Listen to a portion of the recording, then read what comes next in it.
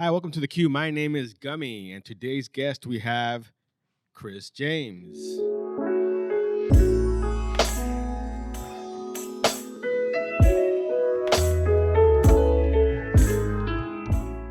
Chris James is a writer and podcaster and a member of the Laredo Paranormal Research Society, right? And you also have a couple of books. So tell us a little bit about your podcast and your books. It's called Strange Things with Chris James. And you have to spell out the whole thing because about half the podcasts out there are called Strange Things with somebody or other. And I do it every week. It's an hour-long show, and I talk about anything strange. The show I'm doing this week is on vampires because it is October. The show I did last week was on a woman named Rhoda Derry, who was literally locked in a wooden box for 44 years. That's how they used to treat insane people. And anything strange, that's what we talk about. Okay. And in your books, I have here Paranormal Laredo, right? Yes. That's our camera there. Yeah. What are these about? As I was retiring from work, I used to work for the government, and I decided I needed something to do besides sit at home and watch TV all the time, which was my plan originally. And I started writing just fiction, just get things out of my head. It all originally started with an encounter with a group of Satanists on the river about, I'm going to guess, 25 years ago. This river? This river. Wow, okay. I was in the Border Patrol for 26 and a half years. Okay. And the first year, we barely know what we're doing.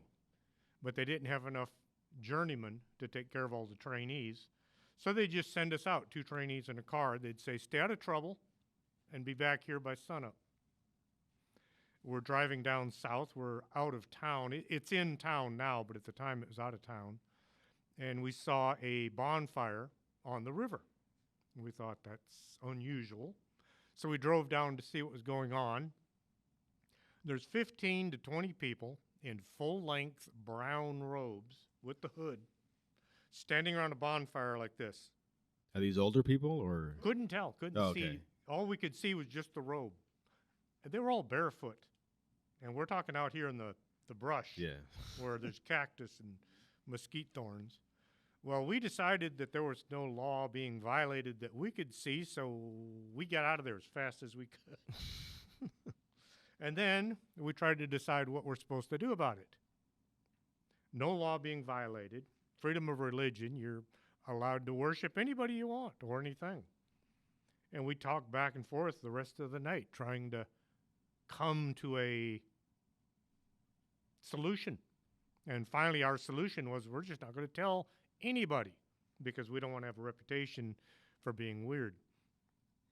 So for 20 years I never mentioned it to anyone. Finally, I listened to Art Bell all the time on the radio, and I got an opportunity to talk to Art Bell about my little sighting. And he was apparently fascinated by it too. October 31st, 2015, I believe. And it was a thrill. Hey, I got to talk to Art Bell. Well, the video of what had happened is still playing inside my head after that. And my wife said, well, why don't you write a book? Like the whole incident lasted 2 minutes. Yes. That's going to be a really short book. So she encouraged me to add to it, fictionalize the. Mm-hmm. So I did, and I wound up writing a book called Ragman, which I wouldn't recommend anyone read, but it was my first shot at it. Mm-hmm. I'd known Ishmael from the time I first got here to Laredo back in '88. And Ishmael is who? Ishmael Quare is the head of the Laredo Paranormal Research Society. He calls himself the founder, but he's the boss. I'd known him since about 1988 or 89, but I never mentioned UFOs or ghosts or anything to him because I didn't want him to think there was something wrong with me. And he never mentioned it to me because he didn't want me to think there's anything wrong with him. We ran into each other at the UFO conference out at Texas A&M back in 2011. And we both, what are you doing here? Well, I'm one of the speakers. That's when we realized that we had a lot more in common than just law enforcement. Yeah. So from that point on, we would talk, and he mentioned to me that he was looking for someone to write the history of the Laredo Paranormal Research Society. So I told Ishmael, "Hey, I've written a few books. I can write your book." So I see it has an ISBN. So where can people find this book if they want to buy it or they want If to read it? if you're here in Laredo, you can pick it up at the Organic Man Coffee Trike. Okay. Can I give the address? Sure. 4501 McPherson, best coffee in the world. They kind of sponsor my show, my podcast. If you're not in Laredo or you don't want to go to the coffee shop, you can get it from Amazon.com. Okay. If you want to buy it at, say, Barnes and Noble or someplace like that, you have to order it. So you said that you are a member of the Laredo Paranormal Research Society. How did you get involved with that? It was because of that book. I'd met Ishmael, like I said, 88 or 89. And when he mentioned that they were looking for someone to write their book, their history, I'm trying to remember what year. I think it was 2015, but I'm not going to swear to it. And so I just said, yeah, I'll do it. I'll write y'all's story. And I spent the next year following him around on ghost hunts, UFO investigations, metal detecting excursions where they're looking for historical artifacts. Do you have any stories that aren't necessarily commonplace in our folklore? Well, the Bender Hotel, it used to be back, and I believe it was built in 1905. That was the place to stay if you're coming to Laredo. Yeah. Because it was right off of the main square. Mm-hmm. You had business in Laredo, you stayed at the Bender. That was the exclusive hotel. Well, as time marches by, which it's going to do whether we want it to or not, it settled into a disreputable reputation. Yes. A lot of drug addicts. The only time the ambulance was there was to pick up somebody that didn't really need an ambulance, unfortunately. So the hotel sat empty for years, and then an effort was put forward to redo the hotel. They wanted to turn it into a bed and breakfast or maybe just another hotel.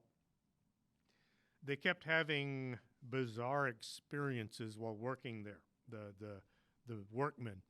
And so they asked if the LPRS would go in and just have a look. And they had a few interesting occurrences. Ishmael was standing in one of the rooms, and he just asked. We are always very polite when dealing with ghosts. This thing about calling them names and acting all tough, that's Hollywood. It's you're going to get a negative reaction, which might not be what you're looking for. Ishmael is always very polite. He would introduce himself, even though there's nobody visible in the room. Yes. And he just said, if you're in the room, would you open this door? And it's being recorded, and you see the door swing open. And, of course, everybody's a bit surprised, but then it's like, well, thank you very much. Would you close the door now? And you see the door swing shut. Now, you can see there's not a wire tied to it. There's nobody standing, pushing the door. You can see everything around. There was somebody, something, some presence in the room that was responding to his requests. It's called an intellectual haunting, where you can actually work with the ghost. You can ask them things and sometimes get an answer. When you have a residual haunting, it's where you see the same thing over and over each time. For example, the woman that they see at the arena. Okay. They see her walk into the ladies' room. They hear the water running. But nobody ever interacts with her. She does the same exact thing each time. Yeah. So that's a residual haunting. It's kind of like a tape recording has been made of what happened long ago. So we have a lot of both types of hauntings here in Laredo. We have something that we refer to as a transient spirit. That's when you have a spirit, a ghost hanging out someplace where there shouldn't be one. DLEA is Same zone. what do we call it now? Sames Arena is a good example. We also have a bizarre sighting, and it's the cover of the book, that girl with the little boy. Okay. When I first got to Laredo, the first ghost story I heard was at the Mall del Norte. Mm-hmm. People would say that they see a little girl hanging out in front of the Sears store. She's sitting on the bench. She looks like she's waiting for her mother. She's wearing a white gown, comes down to her knees. She has boots with buttons on them. They stopped putting buttons on boots in 1917. She has brown shoulder-length hair. Sometimes she's holding a doll. Sometimes she's holding a balloon. Sometimes she isn't holding anything. On occasion, they've seen her crying. They've seen her just sitting there staring off into space. But this always happens late at night, like 11, 12 o'clock at night when the place is closed and locked up, and the cleaning staff are the ones that see her. Yeah. Every security guard in the building, I believe, has had an encounter with this little girl. Well, because I was writing Paranormal Laredo, and I thought, what could it hurt? What's the worst thing could happen? I'm going to go to the mall. I'm going to ask if anybody can tell me about this little girl. So I go to the front office, and I talk to the woman there, and I asked her, what can you tell me about the little girl? And she called security. Every security guard in that building told me their stories. I spent 2 days sitting in the security office with my notebook, writing all the stories that all the security guards had to tell. I also got to talk to several of the cleaning staff. If you work at Mall del Norte, you've seen the little girl. The surprising thing is they've also seen her out at the college, Laredo College. They used to see her walking. There was a street ran in front of the chapel, and now it's a walkway. But a police officer is driving along the street, and he's passing the chapel, and he saw a little girl in a white dress walking along the sidewalk. So he stops his vehicle, because what's this 7, 8-year-old girl doing walking around the college at night? And as soon as he jumps out of his car, he can't find her. She's disappeared. He looked around. He checked the doors to the chapel. They're all locked. There's no place the girl could have disappeared to. Not wanting to have a reputation for seeing things, he kept it to himself. Several weeks later, an officer is driving by what used to be the stables. It's now the carport, the motor pool. And he saw a little girl walking into the motor pool. All it is a great big fenced-in area where they park vehicles. Yeah. And he thought, well, that girl should not be at the college at 2 o'clock in the morning, and she sure should not be in the motor pool. So he walked in, yelling to her, and he couldn't find her. Well, he thought, well, I'm going to follow her footprints. There weren't any. It's a dirt parking lot. The only footprints were his. So he jumped in his car, and he decided he was not going to mention this to anybody. Well, since I was in the Border Patrol for 26 and a half years, and I do have a reputation for not saying the wrong thing at the wrong time to the wrong person, they passed these stories on to me. I spent weeks running around the Laredo College getting stories about sightings of different things. It's covered in a book called Fort McIntosh and the Paranormal, which was my second nonfiction book. And in it, it is just stories from Fort McIntosh. You can't tell ghost stories about Fort McIntosh without telling about the fort, because so many things happened there, that historic things that people don't know about. Yeah. A common sighting at the Laredo College is that little girl. They've also seen formations of soldiers standing around inside the old cemetery, the big stone wall. Mm-hmm. That stone wall around the outside of Fort McIntosh didn't exist until 1943. Before that, it was a line in the dirt. This is Fort, that's not. Another thing a lot of people see out there are by where the baseball field is. Several people have seen a woman in a white dress. One of the first reports was a student school teacher who was out at the college. Her father could drop her off at the bridge, but he had to beat feet to work. So she would walk over the bridge into the college. And when she got to Tyler Street, she looked and she saw this woman walking across the end of the street over by where the flagpole used to be. Yes. She saw this woman, and at first it was like, well, okay, I'm not the only one at the college. And then she notices the woman is about this high off the ground, not making any contact with the ground. She just drifted across the street right in front of her. She ran back to the I guess it was the dance studio right over the bridge. It was that 2-story building. Yeah. She ran back there, got on the phone, called her boyfriend, who was later her husband, and told him, hey, I just saw a ghost. And he stayed on the phone with her for a while until other people showed up to fill the space so it wasn't so scary. That 2-story building where the dance studio used to be was Border Patrol headquarters back in the 60s. It was a hospital. Then they turned it into the Border Patrol headquarters, and then it became a dance studio. But a lot of people don't know that the BP was a big thing out there back then. Yeah, I didn't know that But either. yeah, they see this woman a lot more than you would think.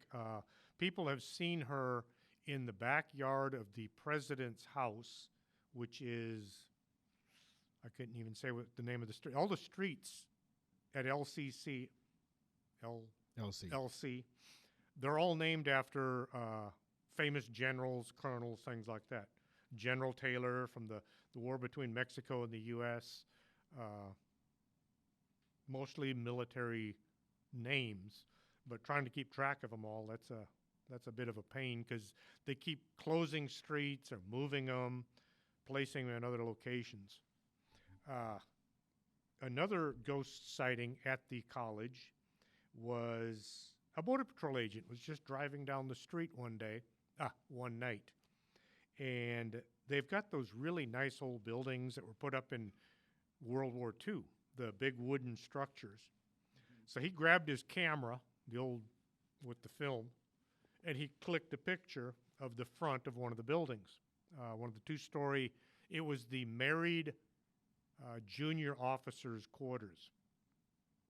Well, when he developed the film, you could see what looked like 4 semi-transparent shapes in front of the building.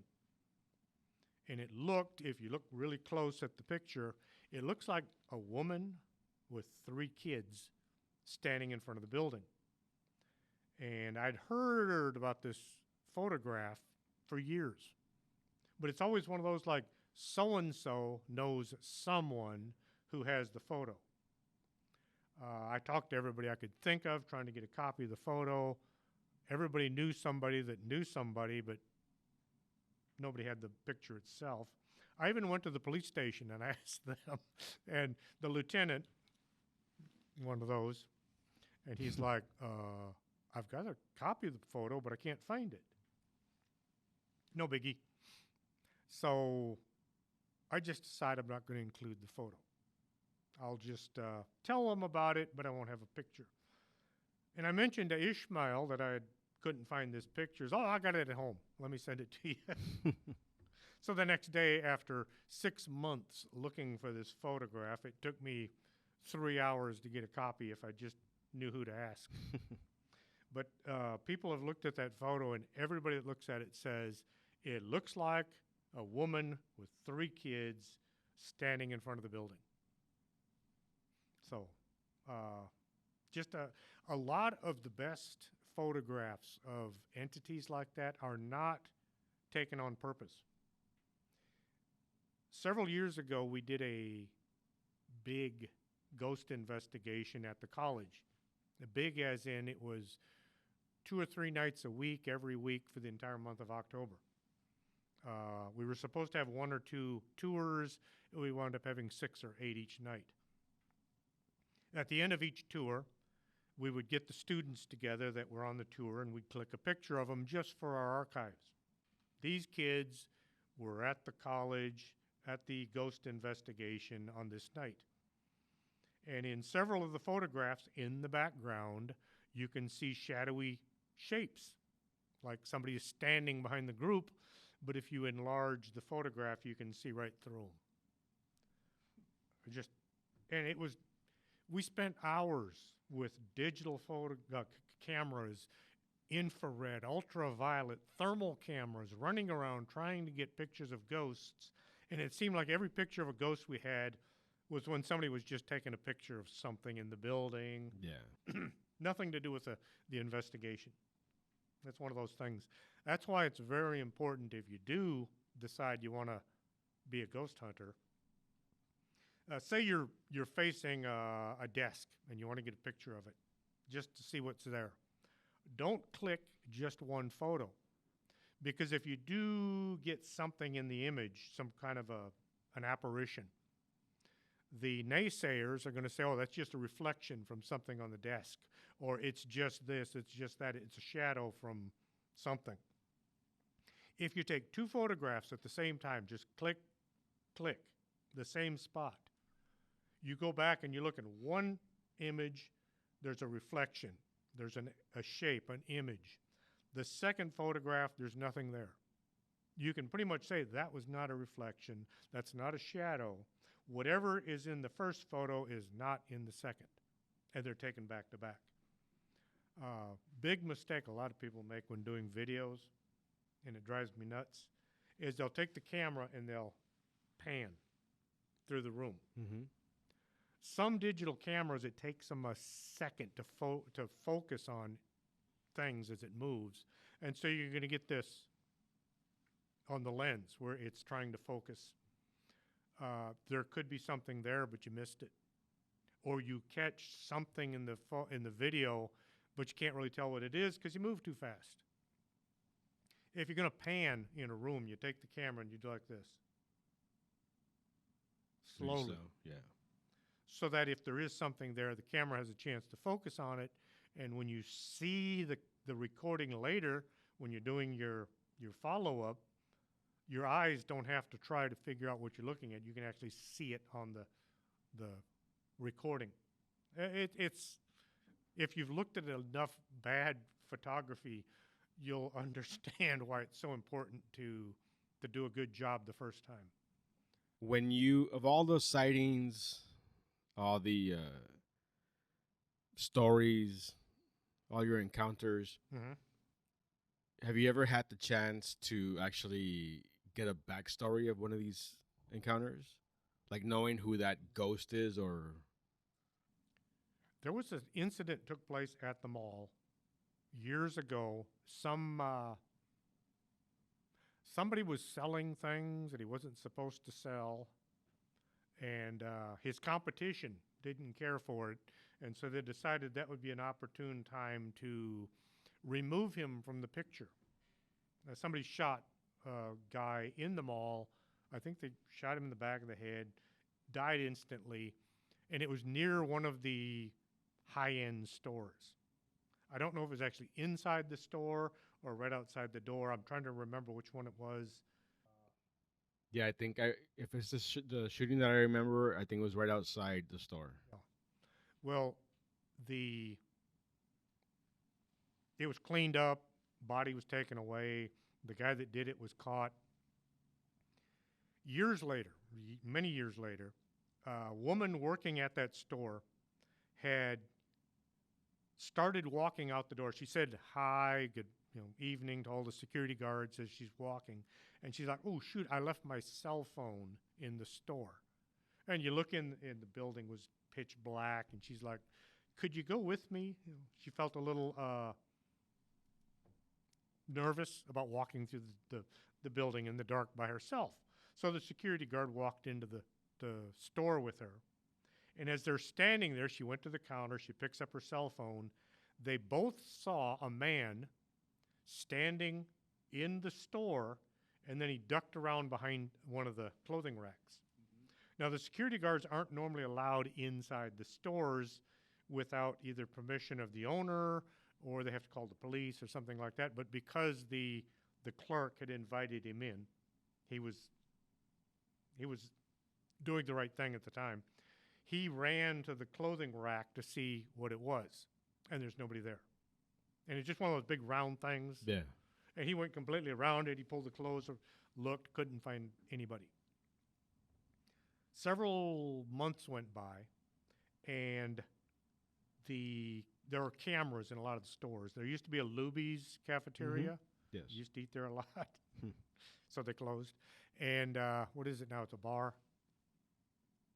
Yeah, I think it's the new bar. Well, the inside alarm went off, saying that somebody had either opened a door, and so the security guard jumped on the closed circuit camera to look, and he saw somebody inside the cafeteria. There was a long hallway that you'd walk down, you'd get to the serving line, and then you'd turn, go to the right, and you'd get your food. Well, they saw the guy running down towards the serving line. He was wearing a blue and white striped polo shirt, dark slacks. He had not long hair, but it wasn't super short.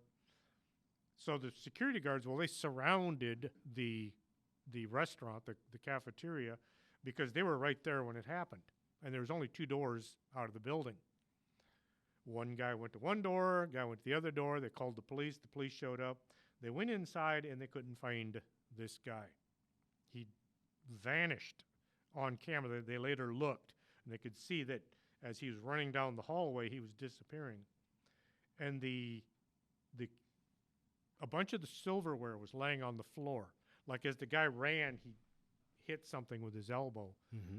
But where he went, he just vanished. And they got to comparing what he looked like, and he looked exactly like the guy they'd seen in the store.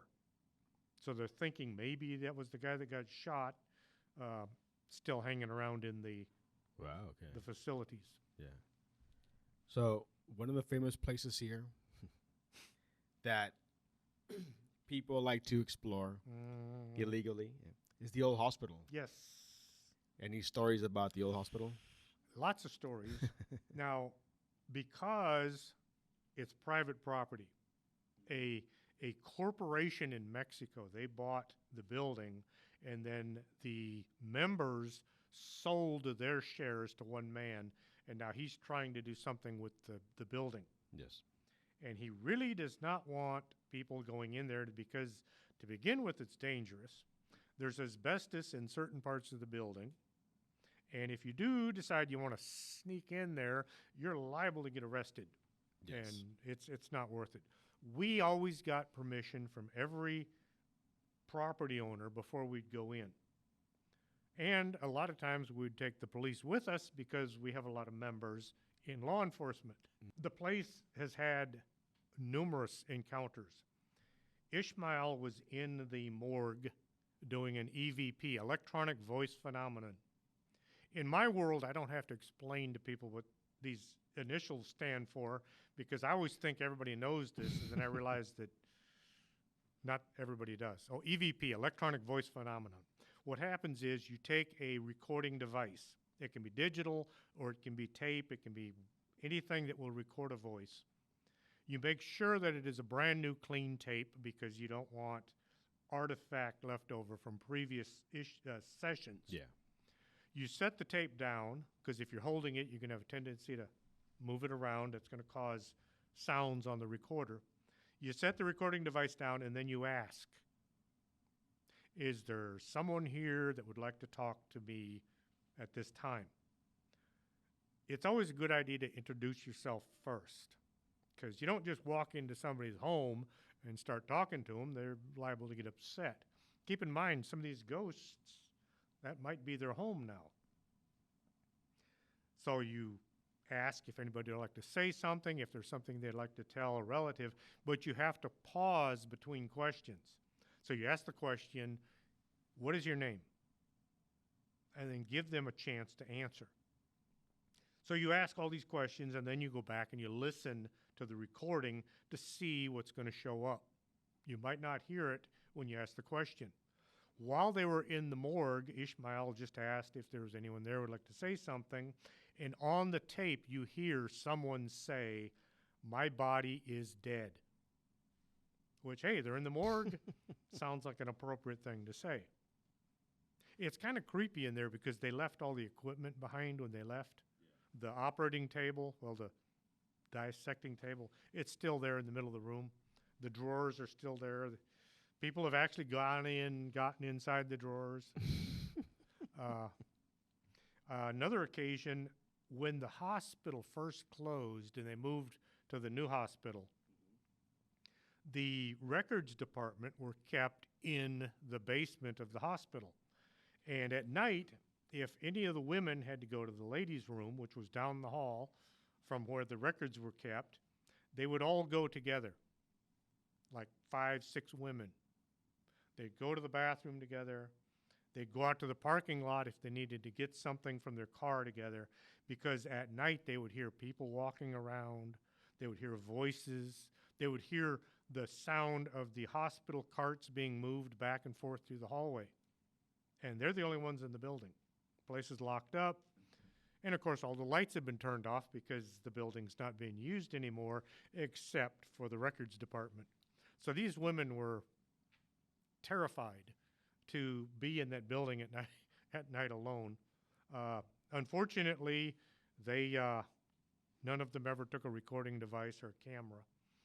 On another occasion, Ishmael, myself, and a couple of police officers were just walking down the hallway heading to the morgue, because that was always the hot spot. We had permission to be there, and we had the police with us. Ishmael had bought these fancy glasses. I think he paid $45 for them at Amazon. At least that's what they cost today. And it records everything that he looks at. This alleviates your having to have a camera, hold it up, take a picture, or record, because if you're looking at the camera, you're looking at the world through the screen as opposed to with your eyes.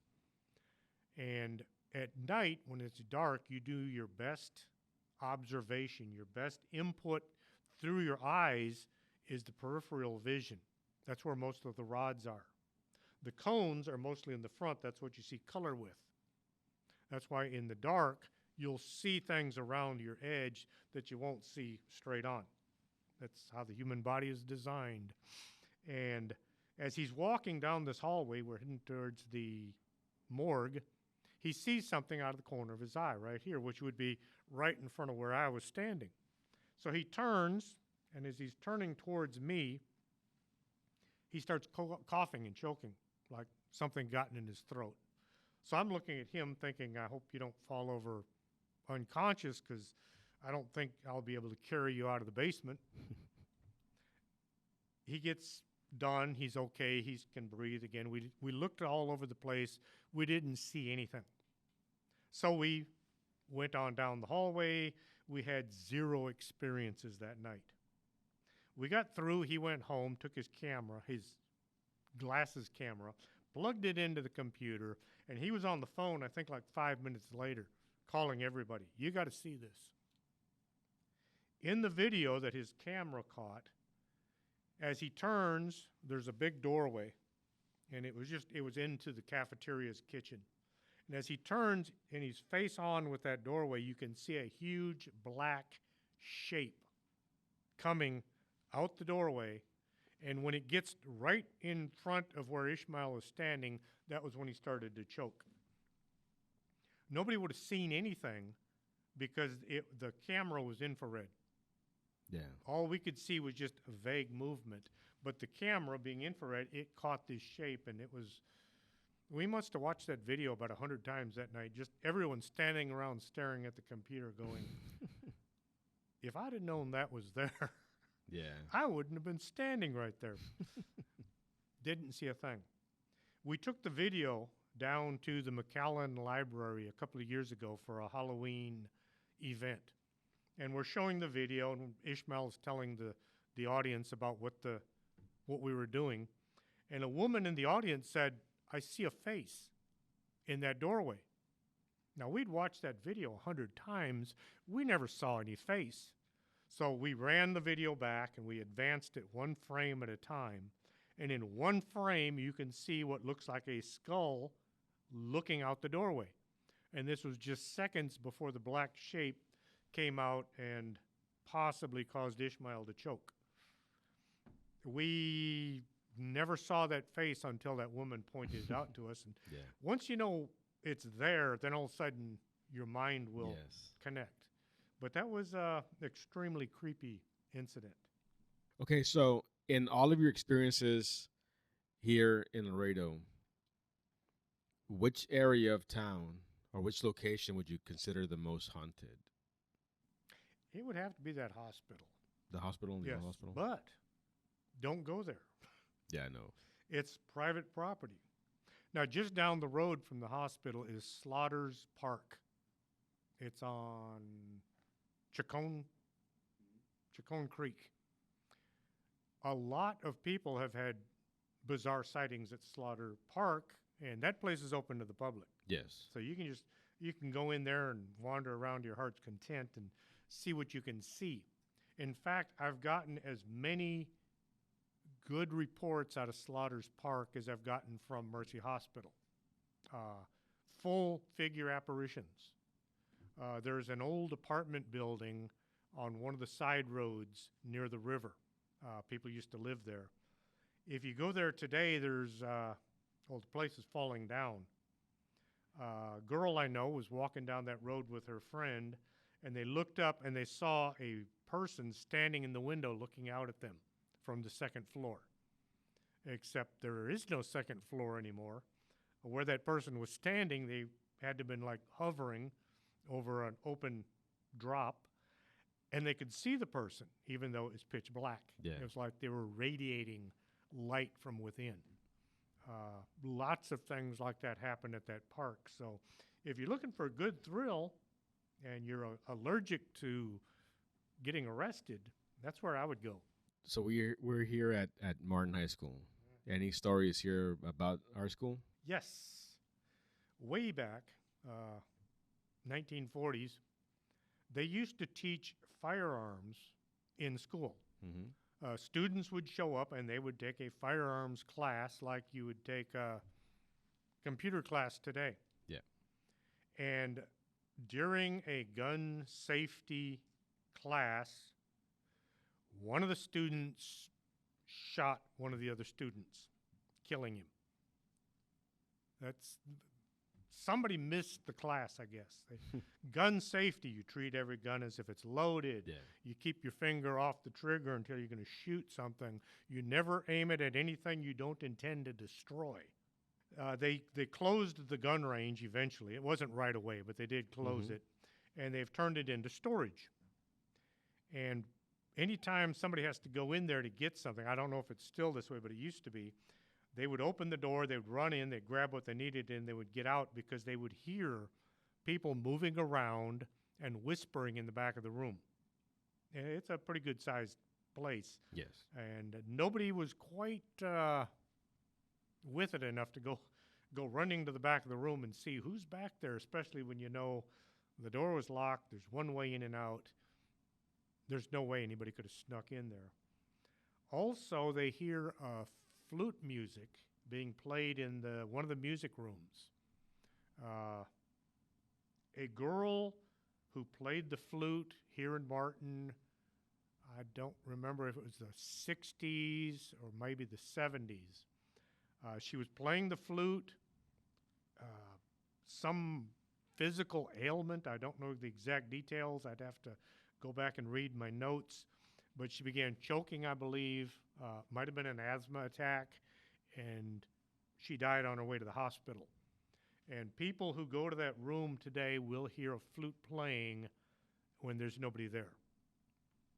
Mr. James, thank you for being here. I want to,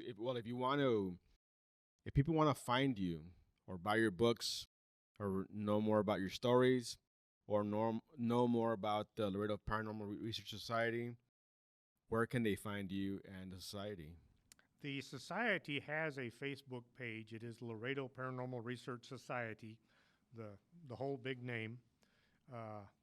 They publish a lot of the findings from different ghost hunts. They have things like that, different videos from different investigations on the website. And if you want to ask a question, you can message them that way. If you just want to get a hold of me, my email address is strangethings@arcanasa.com. And if you listen to El Noche es Tuyo, the radio show, Ishmael, wrong person, Arturo Castro does a nightly radio show, and you can get me on their website through the email, strangethings@arcanasa.com. And if you'd like to listen to my podcast, it's called Strange Things with Chris James. I come out each week with something strange. And a lot of the stories that I cover are things that have been investigated by the LPRS. Not all of them, though, because I talk about things from pretty much all over the world. And where can they find that podcast? It's YouTube is 99% of the archives are on YouTube. But like I said, you got to put in the whole name, Strange Things with Chris James, because there's about 50 other podcasts with strange things in the title. Yeah. And it's Chris, Chris, right? James. Okay. Or you can find me on any podcast platform out there. Okay, and as for the Q, it's TheCueltx. You can find us on Instagram, on TikTok, on Facebook, and on YouTube. And so again, once again, this is your book, Paranormal Laredo. Thank you so much for signing it. I will get to reading it pretty soon. And so thank you once again for being our guest. I appreciate y'all having me. Thank you.